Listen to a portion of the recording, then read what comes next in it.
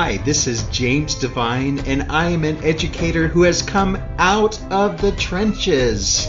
Listen in as my friend and colleague Dana Goodyear shares stories and tips from other educators who have come out of the trenches. Welcome to the Out of the Trenches podcast. This is Dana Goodyear. Thanks for listening. My next guest is Vernita Mayfield. She began her career teaching elementary school, which is where she discovered her love serving and supporting students who have been historically marginalized. Since then, she has continued to do so as an author and through numerous positions of service, including secondary school principal, researcher, and lecturer, and educational consultant at state and national levels. In 2012, Mayfield founded Leadervation Learning to support organizations seeking to build leadership capacity, particularly in marginalized communities. The company evolved into a vehicle supporting leaders at all levels to understand and dismantle inequitable systems in organizations by building cultural competency of staff. Her focus as an author and a speaker is course development and training and facilitating conversations on leadership, race, and equity. Welcome to the podcast, Vernita. Thank you very much. I'm delighted to be here, Dana. Thanks for the invite. Well, tell me about a time when you were in the trenches and managed to crawl out. Well, one situation comes to mind. There was this particular year where we seemed to have an inordinate amount of students in our school who were classified as homeless and highly mobile, as defined under the McKinney-Vento Act. And I realized that I really didn't have a deep understanding of their personal lives and how it impacted their academic lives at school. So along with several other of my administrator colleagues, we engaged in an action research project with to talk about and look at homeless and highly mobile students. And my assignment was to shadow some of the homeless students. And one of the students I selected, I should say two of them, were sisters who happened to be living in a homeless shelter at the time. I would meet with them weekly over the course of a year, even driving them home on occasion if they stayed after school late. And that was generally to watch an athletic event. But going into this project, I knew that it was difficult, obviously, to be homeless or to live in a shelter. But what I didn't know was the ways in which schools can unknowingly create barriers for students who are homeless and highly mobile. For example, I didn't know that they weren't participating in after-school activities because they had to be at the shelter by 5 o'clock. And if they failed to do so, they could lose their place at the shelter.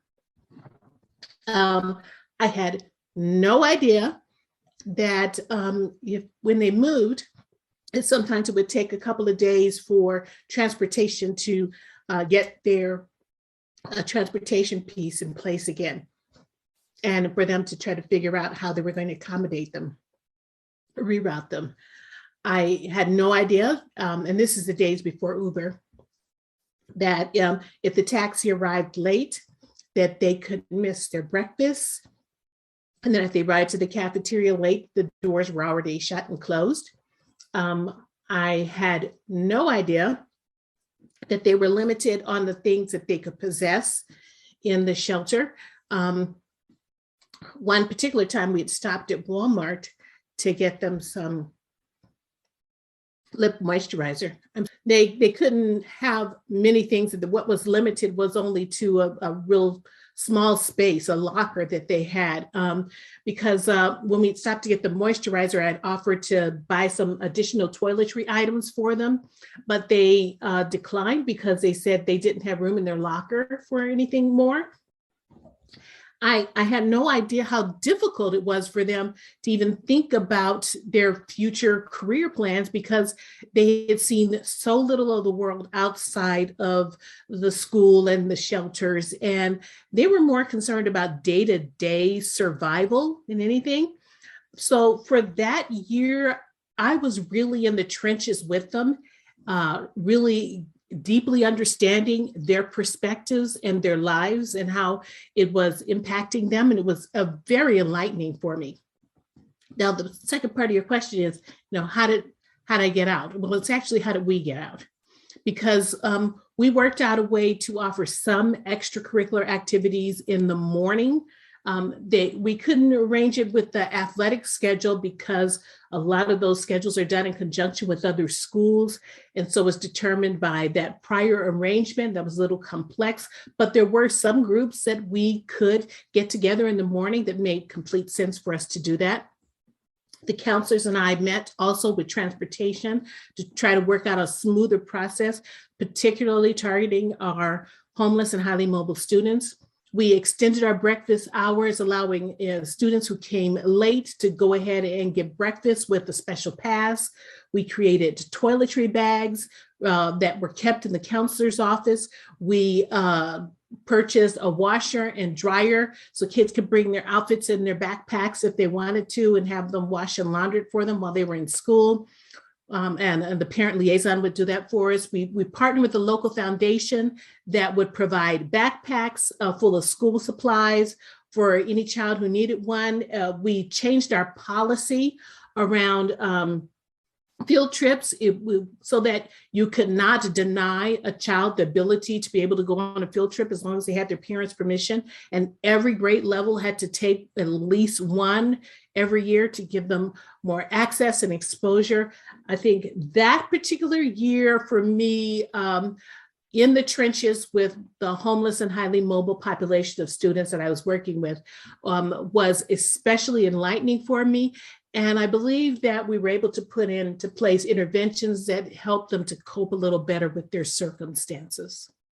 Yeah, and I think the homeless population is something we don't often discuss as school leaders or just having worked with students. I've worked with some students, identified as homeless and done a few things that you mentioned, but I think you pointing out what you did to be able to really change things for those students, and especially the field trips, extracurriculars, kind of planning, when they could still get their breakfast and all that, really made a huge change, I'm sure, for the lives of those students and for those to come after you left the school as well, correct? As far as I know. Yes. Well, I'd like to discuss your book, Cultural Competence now. I would want to ask how leaders can increase their awareness of privilege and bias and align resources to eradicate inequity in schools. That's a loaded question, but you have a lot of topics in the book. If you'd like to just highlight some of those topics about increasing awareness of privilege and bias, I'd like to hear.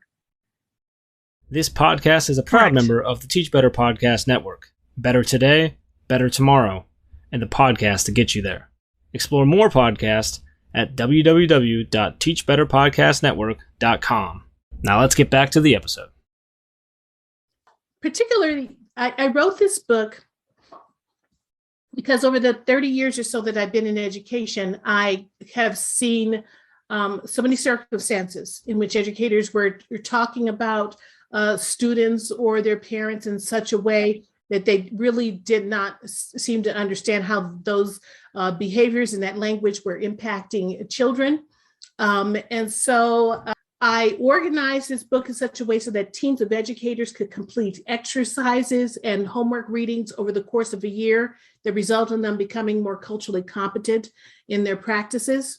So most of the exercises, and they're very diverse and very interactive. There's role playing, there's games, there's lots of conversations and discussions. Most of those are done at staff meetings or grade level team meetings or in PLC meetings. So the topic is revisited over and over and over again with regularity. Those follow-up pieces to each of those exercises, those exercises really just sort of open the door to further conversation, but much of the more intensive discussions occur afterwards with the homework readings. And those are by my scholar colleagues and articles that they have written and going deep into what they're saying about particular topics such as colorism or implicit bias or privilege, talking more about those. And so The exercises are done over this course of this year. They're been revisited regularly. The homework assignments give the teachers and educators an opportunity to work in pairs or small groups to have deeper discussions. And I think it's been really effective. A lot of schools are really diving into this and having important conversations that might not otherwise, and just having a structure for how to begin those conversations. Great. And, I think having that as something people can work with in their PLC really helps in the planning process as well. I wanted to talk about your work with Leadervation Learning, how that got started, and some of the trainings and professional development that your organization provides. Well, Leadervation Learning started as I mused to myself around many of the experiences that I'd had in schools, and those that I personally have as a student, as a teacher, as an administrator, and most certainly as a parent. And trying to think of how I could better educate my peers on how to interact with various cultures and people from various backgrounds, and how to open up their thinking about how the culture in which they have been acculturated, how it impacted their own values and beliefs and the behaviors that we're not proving to have equitable outcomes for all the students in their classrooms or their schools. So Leadervation Learning provides professional development and consultation for organizations who desire to create more equitable and inclusive organizations. Some of these services include keynote addresses, professional development in cultural competency, culturally responsive teaching, implicit bias, creating equitable and inclusive environments, school improvement efforts that result in equitable outcomes. We consult with schools to drive a process of school improvement that results in observable, measurable behaviors that have equitable student outcomes. We provide equity-focused leadership coaching, and we conduct equity audits in which we conduct, say, focus groups, interviews, surveys, and a review of site-based data to give clients an overview of where their organization is right now in terms of their ability to achieve equitable outcomes for all of their stakeholders. There follows a report with findings and recommendations for how best to move forward to achieve their equity goals. Great, and I would assume that your organization works with rural, large districts, districts of any size, correct? That is correct. You have an article that came out recently, 5 Keys to High Quality Instruction for Adults. Adult learning, adult professional development is a topic I'm highly interested in, and I've interviewed a few other guests recently about, but I don't think it gets enough airtime on podcasts and discussions among school leaders.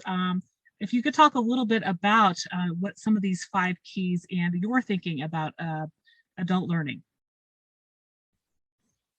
Well, adult learning is very much akin to secondary learning. And the participants or the students need learning goals. What is it we're learning? What's the outcome that we're expecting? What are we going to know by the end of this session? And then to be transparent about any performance expectations. How is this tied to, say, how I will be evaluated? What are your expectations about what you want to see at the end of this particular training? So be very clear and upfront about that at the very beginning. Adults want to know what the expectations are and what it is I'm doing here and why. Adults also want to know about what's the process going to be for how we're going to learn this. So the activity should be interactive, an opportunity for people to talk, process their thinking, interact with each other, think deeply about topics, And they're very active engagement, teaming, pairing, a variety of different structures to be able to process their learning. 3, adult learning needs to be flexible and fun and have an injection of humor into it. Learning should always be enjoyable. And I say that for K through 22. Also provide an opportunity for self-critique, for peer feedback, expert advice on their practices and learning. As part of the learning process, people want to know whether or not they're getting better at the skills they're trying to acquire, or they're getting better in terms of the knowledge that they're supposed to be acquiring. What is it they're supposed to know? How will they evidence whether or not this time has been well spent? Will I be able to walk away from here with better skills or knowledge or expertise? I need that feedback to know, am I making progress and to what degree? Adult learners also need to be empowered in terms of their opportunity for choice. Either do they want to work on this activity, or do they want to evidence their learning this way? How can they utilize their interests and their background to be able to discuss what they have learned and to what degree? So learners need choice built into the curriculum of their learning. Yes, and I see a lot of these parallels to, like you said, teaching students, at least at the secondary level, that choice, self-critique, evidence of time. And I think, I'll put a link to this article in the show notes, but these steps that you mentioned, I think for anybody designing adult professional development are clearly, the way to go. Keep people active and engaged, right? Have them choose how to learn, how to show what they've learned as well, correct? Yes. Well, out of everything we talked about on the podcast today, what's one thing you'd like listeners to remember? Well, I think cultural competency is one of the most highly needed skills for the 21st century for educational professionals. By 2030, it's estimated that the majority of students in public schools will be students of color. So every educator needs to be able to operate classrooms, schools, districts that result in equitable outcomes for all students. Equitable disciplinary outcomes, with all children experiencing a strong sense of belonging, inclusion, fairness in terms of disciplinary procedures.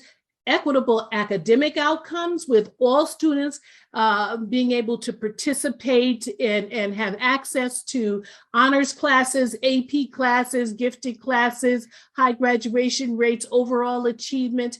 Equitable interactions with parents with diverse cultural backgrounds and beliefs and values, and a determined disposition to not allow any person in their classes or in their school to feel marginalized in any way.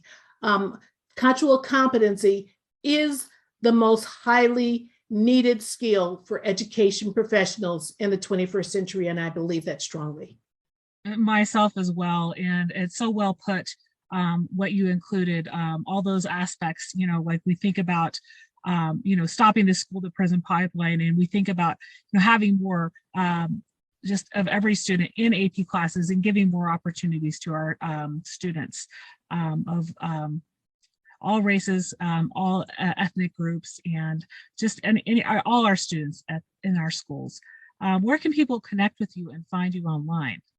You'll find me mostly on Twitter in terms of social media at DRV Mayfield. That's at Dr. V Mayfield. And feel free to connect. And I'd love to say hello to you online. Well, thank you so much for being on the Out of the Trenches podcast today. It was a pleasure having you on. Oh, one other thing. I can also be found at leadervationlearning.com. I think that's probably important. Great. I'll include that in the show notes as well. Okay, thank you. Well, thank you very much for your time today, Dana. I really appreciate the invitation to be able to talk about this area that I'm so passionate about, cultural competency. Thank you so much. Check out the show notes on danagoodyear.com to learn more about this guest and links to their social media. Please subscribe, share, rate, and review wherever you download this podcast. Tell your friends and colleagues about it, and if this episode resonates, especially with you, be sure to share it out on social media and tag me at Out of Trenches BC.